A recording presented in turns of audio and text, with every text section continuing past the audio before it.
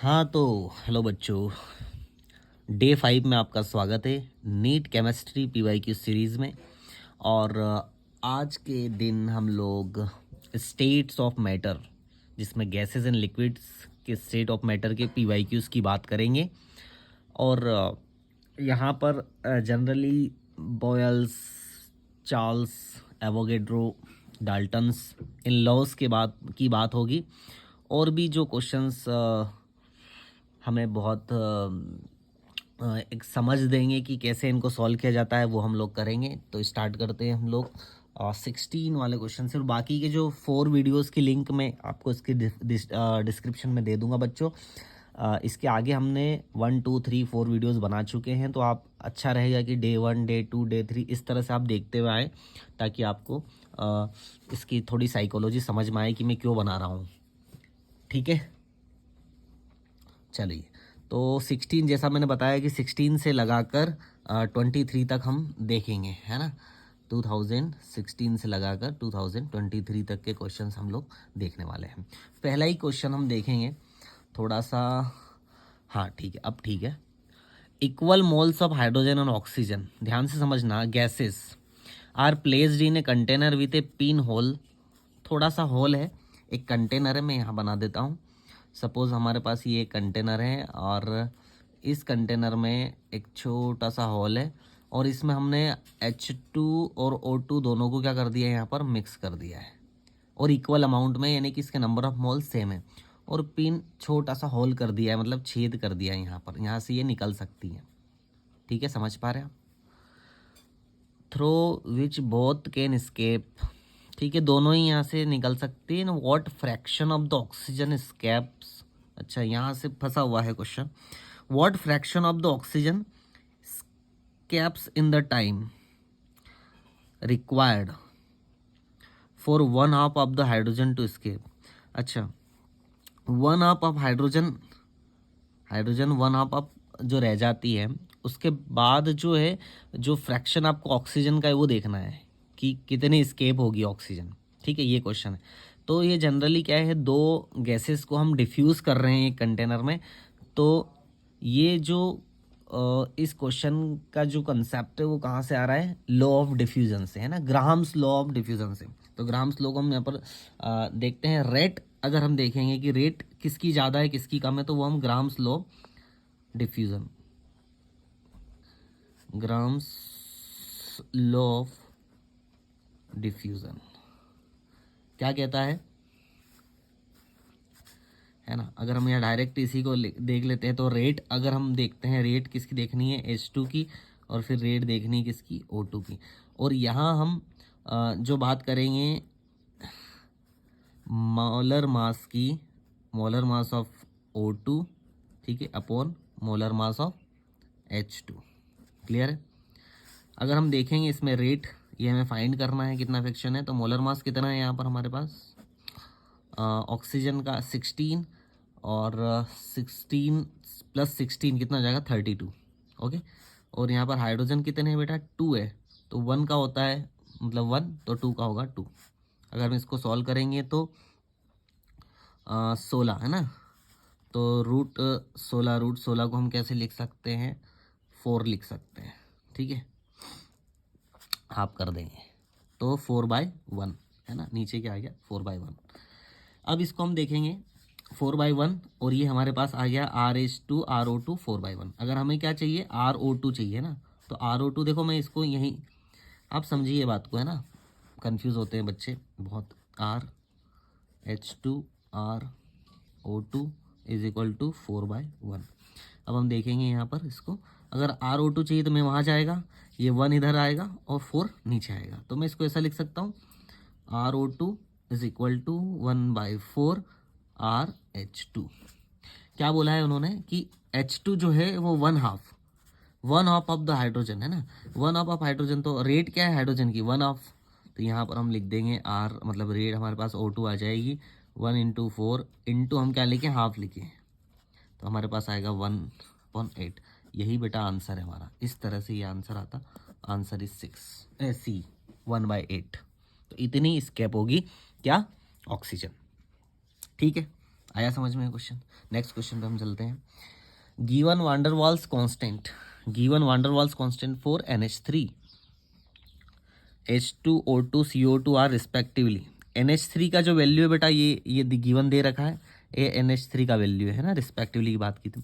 0.244, 1.36 and 3.59। सबसे ज़्यादा NH3 का है, फिर उसके बाद CO2 का है, फिर उसके बाद O2 का है, सबसे कम है H2 का। ये देख पा रहे हैं आप। Which one of the following gases is most easily liquefied. इसमें से कौन सी गैस है जो इजीली लिक्विफाइड हो जाएगी, है ना? तो हमें एक चीज़ यहाँ पर पता होनी चाहिए कि जो वांडरवाल्स कांस्टेंट है, वांडरवाल्स कांस्टेंट को हम ए भी लिखते हैं। तो वांडरवाल्स कांस्टेंट जो है वो signifies intermolecular forces of attraction. क्या बोल रहा है ये? Intermolecular forces of attraction, ये शॉर्ट में लिख देता हूं मैं। कौन? Van der Waals constant. ठीक है, वांडर वाल्स कांस्टेंट ए जो है वो इंटरमोलिकुलर फोर्सेस ऑफ अट्रैक्शन को क्या करता है? सिग्निफाइज करता है। सिग्निफाइज करता है, इसका मतलब ये है कि यहाँ पर जो value van der Waals of constant की होगी, जिसकी ज़्यादा वैल्यू होगी, है ना, वो ईजी उसको लिक्विफाइड हो जाएगा, लिक्विफेक्शन हो जाएगा इजीली। मतलब हम कह सकते हैं कि यहाँ पर सीधा सीधा ये बोल सकते हैं हम कि हायर द वैल्यू ऑफ ए, यानी कि वांडर वाल्स कांस्टेंट ए की जो वैल्यू हाई होगी वो इज इक्वल टू या directly proportional to the liquefaction of gas.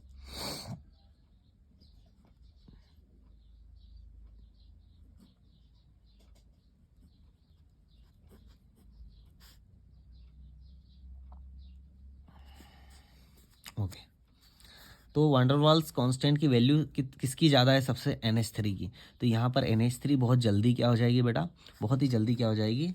Liquefied हो जाएगी। ठीक है, मोस्ट इजीली लिक्विफाइड करना इसलिए क्योंकि देखो वाल्स कांस्टेंट जो है वो क्या है? Intermolecular force of attraction. मतलब जिसका इंटरमोलिकुलर फोर्सेस ऑफ अट्रैक्शन ज़्यादा होगा, मतलब उसके मॉलिक्यूल्स के बीच में, NH3 और NH3 के मॉलिक्यूल के बीच में अगर ज़्यादा फोर्स ऑफ अट्रैक्शन है, तो वही ना, हम क्या करते हैं?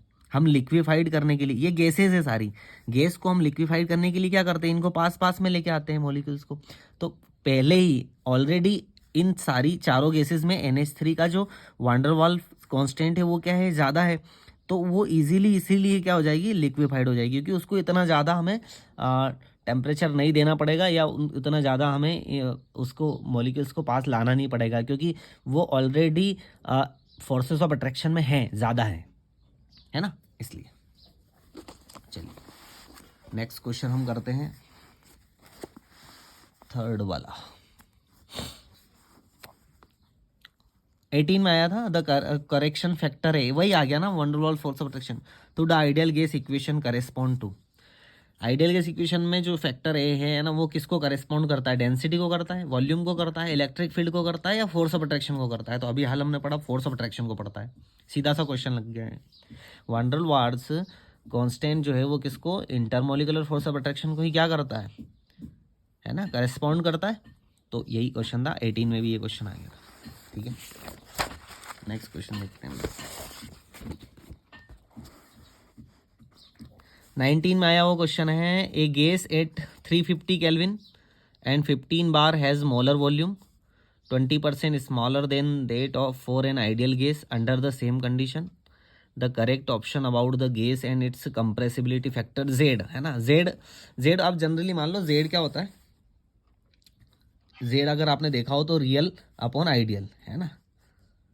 वॉल्यूम की अगर हम बात करें, वॉल्यूम जो आपका रियल होगा और वॉल्यूम जो आपका आइडियल होगा, ठीक है, ये होता है जेड हमारा। तो क्या बोल रहा है? मोलर वॉल्यूम देख लेते हैं अपन, ये एम लिख दिया, molar volume 20% smaller than that for an ideal gas.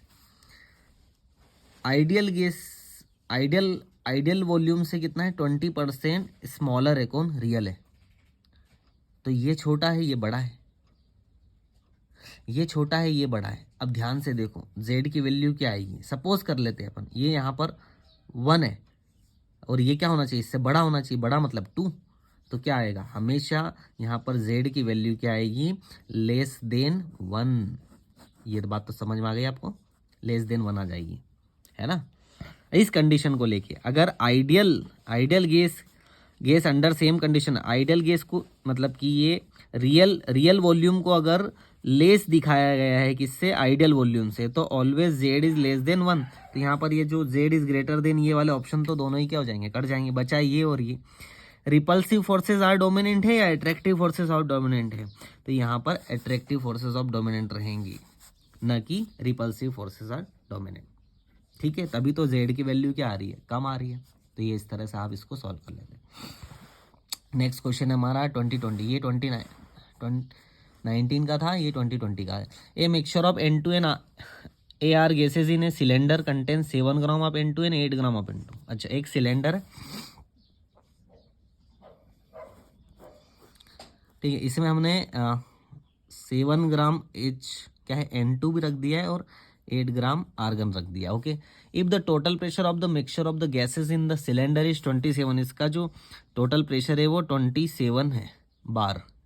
ठीक, the partial pressure of N2, तो इसमें केवल N2 का कितना पार्शियल प्रेशर होगा, है ना, वो हमें देखना है। सिंपल है बहुत, मोल्स निकाल लो आप, है ना। तो अगर हम मोल्स निकालेंगे, ये यहाँ पर एटॉमिक मास भी दे रखे हैं आपको, है ना, तो मोल्स निकालते हैं। मोल्स ऑफ N2, तो क्या रखते हैं मोल्स निकालने के लिए, कितना ग्राम है, 7 ग्राम है, और नीचे क्या रखेंगे, मोलर मास कितना रखेंगे, 14 नहीं, N2 है तो 14 + 14 कितना हो गया, 28। ओके, और यहाँ पर फिर मोल्स निकाल लेते हैं O2 के, 8 ग्राम अपॉन कितना है, 16 और सॉरी AR के आर्गन के तो 14 है ना। तो ये हो जाता है 8 5 ज़ा 40 और 7 6 28, यानी कि 14 को हम लिख सकते हैं 0.25 और 15 को क्या लिख सकते हैं हम, अच्छा 2 पंजे 10 यानी कि 1 पॉइंट। ये दोनों के मोल्स निकल आए हमें कि इतना मोल क्या है नाइट्रोजन, इतना मोल क्या है आर्गन है। ठीक है, अब हम मोल फ्रैक्शन निकाल लेते हैं, मोल फ्रैक्शन देख लेते हैं N2 का। तो N2 का मोल फ्रैक्शन आएगा, mole fraction of N2 is equal to 0.25 upon 0.25 plus 0.20। तो अगर निकाल के देखें तो 0.25 अपॉन 0.45, ये आ गया हमारे पास मोल फ्रैक्शन। बस इसी मोल फ्रैक्शन में आप मल्टीप्लाई कर दीजिए हमारा टोटल प्रेशर 0. तो हमें क्या आ जाएगा, हमारे पास पार्शियल प्रेशर आ जाएगा ना, याद आया नहीं आया आपको, 0.25 अपॉन 0.45 इंटू क्या कर देंगे 27। देख लेते हैं अब हम, है ना, इसको अगर हम कैलकुलेट करेंगे तो यहाँ पर आ जाएगा हमारे पास 15 बार। मैंने कर लिया, आप देख लेना इसको करके, लेकिन ऐसे ही होता है, ऐसे ही किया जाता है। तो 15 बार हमारा पास यहाँ पर क्या आ जाएगा, आंसर आ जाएगा।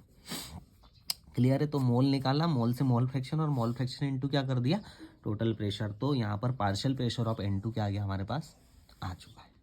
ठीक है, अब नेक्स्ट क्वेश्चन है, अच्छा ये तो बॉयल्स लॉ से, और बॉयल्स लॉ के आपको काफ़ी क्वेश्चन देखने को मिलेंगे अभी आगे आएंगे तो, लेकिन यहाँ पर ग्राफ से रिलेटेड क्वेश्चन देखे जाते हैं, तो ठीक है ग्राफ से रिलेटेड देखते हैं। तो बॉयल्स लॉ को हम देख ही लेते हैं पहले। तो क्या क्या बोलते हैं बॉयल्स लॉ, क्या बोलता है, P यानी कि pressure is inversely proportional to the volume, या PV is equal to constant, यही है कहानी, है ना। तो जब हम इनके टेम्परेचर यहाँ पर क्या होता है, कॉन्स्टेंट होता है, तो एक चीज़ यहाँ पर हमें देखनी पड़ेगी कि जो प्रेशर इंक्रीज हो रहा है, तो pressure volume pressure volume pressure volume pressure volume के बीच में यहाँ पर ग्राफ गिवन है ना, और टेम्परेचर हमारे पास इस कंडीशन में क्या होता है, कांस्टेंट होता है। तो यहाँ पर सीधा सीधा जो ग्राफ लग रहा है वो ना तो ये लग पा रहा है और न ही ये, यहाँ पर जो ग्राफ आएगा वो आएगा हमारे पास ये वाला आंसर। और इसका रीज़न ये है कि यहाँ पर जो कर्व है ना, कर्व तो बनेंगे लेकिन कर्व में यहाँ भी कर्व बन रहे हैं, बट यहाँ पर क्या आ रहा है, टेम्परेचर को लोअर दिखाया जा रहा है। यहाँ पर जो कंसेप्ट लगेगा, ये आंसर इस वजह से आएगा कि यहाँ पर जो हायर कर्व से है वो higher curves correspond to the higher temperature. तो लिख सकते हैं आप higher curves corresponds to the higher temperature. ठीक, इसी वजह से ये आंसर आएगा। और आप देखेंगे तो अभी और भी आगे आएंगे, ठीक है, और भी आगे आएगा। ये आता, लेकिन ये क्या हो जाएगा, ये 1/v होता है ना, डायरेक्ट v नहीं होता। अगर आप देखेंगे ग्राफ तो 1/v है ना, उसमें ये टेम्परेचर आता है इस तरह का। चलिए नेक्स्ट क्वेश्चन हम लेते हैं 22 वाला। Which one is not correct mathematical equation for Dalton's law of partial pressure. ये आपको तो याद होना चाहिए, P is equal to total pressure of gases. हाँ, ये वाला रहेगा N1 RT1, ये N2 N3। मतलब यहाँ पर क्या है, टोटल गैसेज अलग अलग है, उनके मोल्स अलग अलग है और उनके टोटल प्रेशर है। ये डाल्टन्स ने दिया था, बिल्कुल सही है। ये भी डाल्टन्स ने दिया था, partial pressure of ith gas, ये जो भी है, and mole fraction of ith gas in gaseous mixture. Yes, जो गैसियस मिक्सचर में है उसका मोल फ्रैक्शन, न कि प्योर का।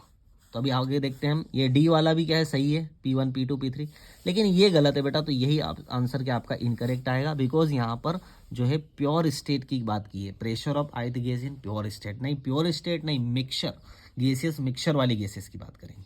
क्लियर है। चलिए नेक्स्ट आएगा हमारे पास 22 वाला क्वेश्चन, सॉल्व करना है इसको, ठीक है। A 10.0 liter flask contains 64 gram of oxygen at 27 degree. Assume O2 gas is behaving ideally. बिल्कुल आइडियली, जैसे ही बोला हम समझ गए कि आइडियल गैस इक्वेशन की बात हो रही है यहाँ पर। PV is equal to nRT। अब आगे देखते हैं, the pressure inside the flask in bar is, क्या पूछा है, प्रेशर पूछा है। तो प्रेशर पूछा है तो nRT अपॉन V नीचे आ जाएगा, यही निकालना है बेटा। n यहाँ पर क्या है, तो n नंबर ऑफ मोल्स दे रखे हैं क्या, नंबर ऑफ मोल्स नहीं दे रखे हैं। तो ऑक्सीजन तो दे रखी है, तो ऑक्सीजन दे रखी है, तो ऑक्सीजन से हम निकाल लेते हैं। ऑक्सीजन का कितना है, 64 है ना। वेट कितना है, वेट ऑफ ऑक्सीजन कितना है, 64 ग्राम है। तो 64 अपॉन ऑक्सीजन कितना होता है, 32, तो 2 मोल आ गया। तो एन की वैल्यू तो हमने 2 रख दी। आर की वैल्यू गिवन है बेटा 0.0831 इंटू टेम्परेचर। यहाँ पर हमेशा केल्विन में रखा जाता है, लेकिन हमें गिवन किस में, सेल्सियस में। तो 27 डिग्री सेल्सियस प्लस 273 केल्विन, जोड़ेंगे तो क्या आ जाएगा यहाँ पर, 7 3 10, 7 2 9 और 1 10 और 3 300 केल्विन। यहाँ पर 300 केल्विन हमने रख दिया। अपॉन वॉल्यूम यहाँ पर कितना दे रखा है, 10 लीटर। कितना दे रखा है बेटा, 10 लीटर, है ना। और ये लीटर में ही है, लीटर से यहाँ का लीटर जो है वो कैंसिल आउट हो जाएगा, बचेगा बार। केल्विन से केल्विन इनवर्स अलग हो जाएगा, ठीक है। मोल से यहाँ का जो मोल इनवर्स है वो भी क्या हो जाएगा, कट आउट हो जाएगा। बचेगा सिर्फ यहाँ पर क्या बेटा, बार। तो यही तो हमें चाहिए, प्रेशर हमें किस में चाहिए, बार में चाहिए। बस कर देना इसको, 1 0 गया, 3 दूना 6, 60 हो जाएंगे। 60 हो जाएगा तो 8 आगे चला जाएगा, और 8 छंग 48 और करीब करीब 4.9 समथिंग आंसर यहाँ पर आएगा। कैसे किया मैंने, 3 2 जा 6, 16 हो गया, 60 हो गया, है ना। 30 2 जा 60, 60 है तो 1 0 है, तो 8 को मैं आगे लेके आया, ये नंबर आगे आ गए, तो 0.8 है, तो 6 8 6 जा 48, और इसका थोड़ा बहुत लेके मैंने 4.9 यहाँ पर कर दिया, तो यहाँ पर 4.9 बार मेरे पास आंसर आ गया। ये ऐसा, यहाँ पर मैथ्स भी सिखा रहा हूँ मैं। चलो 9 वाला क्वेश्चन है, असर्शन रीजन वाला। Helium is use to dilute oxygen in diving apparatus. ये यार है ना, सॉल्यूशन चैप्टर का भी हो सकता है, लेकिन मैंने यहाँ डाल दिया है, कोई बात नहीं, आप समझ लो। बिल्कुल सही बात है, ये एजर्सन सही है, लेकिन helium has high solubility in O2 नहीं है। आपको भी पता है, अगर हाई सोल्युबिलिटी रहती O2 की तो ब्लड में क्या करता, ब्लड में जाके फिर हमने इसका यूज़ ही नहीं करते। तो इसकी बहुत लो सोल्युबिलिटी होती है, इसीलिए जो गोताखोर होते हैं, है ना, उनके डेविंग एपरेटस में जो है मिलाते हैं नाइट्रोजन के साथ हीलियम मिलाते हैं, क्योंकि उसकी बहुत लो सोल्यूबिलिटी होती है ऑक्सीजन के साथ। लेकिन ये सही है, डाइल्यूट ऑक्सीजन डेविंग एपरेटस बिल्कुल, लेकिन ये सही नहीं है। हाई सोल्यूबिलिटी नहीं होती बेटा, लो सोल्यूबिलिटी होती है, इसीलिए तो मिलाते हैं उसको। ठीक है, अब नेक्स्ट 2 क्वेश्चन और बचे हुए हैं हमारे पास। एक तो फिर वापस से बॉयल्स का ग्राफ का आ गया। हाँ, विच 23 में आया था बेटा, विच amongst the following options is correct graphical representation. देखो 1/v वाला आ गया ना, मैंने कहा था 1/v 1/v 1/v, है ना। तो यहाँ पर फर्स्ट वाला ऑप्शन ही क्या है यहाँ पर करेक्ट है। इसका रीज़न मैं आपको बता देता हूँ, फिर से हम यहाँ पर लिखते हैं। तो P = nRT 1/v। तो ये 1/v जो है इसके बीच में है, तो बचा हुआ क्या है nRT, P वर्सेस 1/v के बीच में nRT। तो टेम्परेचर यहाँ पर क्या है, डायरेक्टली प्रोपोर्शनल जा रहा है डायरेक्ट। तो जो स्लोप है यहाँ पर, जो स्लोप है इसका है ना, टेम्परेचर का जो स्लोप है वो कैसा जाएगा, तो ये तो दोनों आंसर गलत है। ये जाएगा टेम्परेचर का, वो जाएगा किसका, टेम्परेचर ही का ही जाएगा। यहाँ पर तो वॉल्यूम का जवाब आ रहा है, तो इसीलिए पहला ऑप्शन डायरेक्ट सही हो गया। नहीं आया समझ में, फिर समझाता हूँ। P वर्सेस 1/v का है, यही तो है हमारा बॉयल्स लॉ, है ना। बीच में क्या आ रहा है, nRT कांस्टेंट, T जो है T भी कांस्टेंट है। तो यहाँ जो T है इसका स्लोप देखो ना, पॉजिटिव है ना स्लोप, तो पॉजिटिव स्लोप जा रहा है कि नहीं जा रहा है। यहाँ जा रहा है क्या T का पॉजिटिव स्लोप, नहीं जा रहा है। यहाँ जा रहा है क्या, नहीं जा रहा है। यहाँ जा रहा है क्या, यहाँ जा रहा है पॉजिटिव, लेकिन क्या है, वॉल्यूम है। वॉल्यूम की तो हम बात ही नहीं कर रहे हैं, है ना। तो P वर्सेस 1/v, इसीलिए आंसर आ जाता, एकदम सिंपल से निकल जाता। और जब भी टेम्परेचर इंक्रीज होगा ना, टेम्परेचर इंक्रीज होगा, जो स्लोप की मैं बात कर रहा हूँ, तो जब स्लोप इंक्रीज होगा तो टेम्परेचर भी क्या होगा, इंक्रीज होगा। और टेम्परेचर इंक्रीज होगा तो फिर अगर हम बात करते हैं T3 की, तो T3 ज़्यादा होना चाहिए, फिर T2 और T1। यही कंडीशन यहाँ पर है, अप्लाई हो रही है, इसलिए आंसर आएगा। देख लीजिए आप इसको। ठीक, लास्ट क्वेश्चन है बेटा, इंट्रैक्शंस को लेकर है। इंटरमोलिकुलर फोर्सेस और attraction and repulsion between interactive particles that will, intermolecular की ही बात की है, मॉलिक्यूल के बीच होना चाहिए। तो वो देख रहे हैं कि choose the most appropriate answer for the option given below. कौन कौन से ऐसे फोर्सेस ऑफ अट्रैक्शन है, तो पहले हम देख लेते हैं यहाँ पर डाइपोल डाइपोल इंट्रैक्शन, है ना। तो डाइपोल डाइपोल 2 और मोर, ध्यान समझना, 2 और मोर जो पोलर मॉलिक्यूल है उनके बीच में लगता है। डाइपोल इंड्यूस्ड डाइपोल, पोलर और नॉन पोलर के बीच में लगता है। इंड्यूस्ड डाइपोल नॉन पोलर को पोलर बनाने में किया जाता है। हाइड्रोजन बॉन्डिंग ये स्पेशल टाइप का फोर्सेस ऑफ अट्रैक्शन है ना। डाइपोल डाइपोल भी हो सकता है, डाइपोल इंड्यूस्ड भी हो सकता है। कोवेलेंट बॉन्डिंग बेटा यहाँ समझने वाली बात है कि जो कोवेलेंट बॉन्डिंग है वो हमारे मॉलिक्यूल के बीच में नहीं है, और यही आपका आंसर हो सकता है कि डी वाला जो है वो नहीं आना चाहिए आपके ऑप्शन में। तो डी क्यों नहीं आना चाहिए, कि because covalent bonding acts between atom not between molecules. तो कोवेलेंट बॉन्डिंग जैसे कार्बन कार्बन के बीच में हो रही है, तो ये कोवेलेंट बॉन्डिंग जो हो रही है एटम्स के बीच में हो रही है। ठीक है, तो अप्रोप्रिएट आंसर हमें देना था कि एटम एटम के बीच में नहीं, ये सारे जो है ये मॉलिक्यूल मॉलिक्यूल के बीच में फोर्स ऑफ अट्रैक्शन है। ठीक है, आगे बात समझ। डिस्पर्जन फोर्सेस भी क्या है, नॉन पोलर मॉलिक्यूल के बीच में, नॉन पोलर मॉलिक्यूल के बीच में होते हैं। ठीक है, तो आंसर आ जाएगा हमारे पास ABCE। देख लो ABCD नहीं, ABCE, बी आंसर हमारा करेक्ट है। ABACD नहीं, डी नहीं आना चाहिए, डी जिसमें वो नहीं आएगा, आंसर ही आएगा अप्रोप्रिएट। सो चलिए, यहाँ तक काफ़ी हो गया होगा, आई थिंक आपको समझ आया होगा। तो इतने ही क्वेश्चन थे, आई थिंक 11 क्वेश्चन है। आप अच्छे से इसको तैयारी कीजिए और बताइए मुझे वीडियो कैसा लगा, आपको समझ में आया हो थोड़ा सा, है ना। फोर्सेस ऑफ अट्रैक्शन के बारे में, बॉयल्स लॉ के बारे में, ग्राफ के बारे में, डिफ्यूज़न के बारे में भी, और आइडियल गैस इक्वेशन के जो न्यूमेरिकल्स है उनके बारे में भी हमने सीखा समझा, कैसे अप्लाई किया जाता है। सो चलिए, बने रहिए और नेक्स्ट वीडियो को ज़रूर देखिएगा, और बाकी नहीं देखे हैं तो पिछले वीडियो देखिए। इसमें कुछ डाउट हो तो आप कमेंट सेक्शन में पूछ सकते हैं। तो बच्चों, thank you so much for watching, bye bye.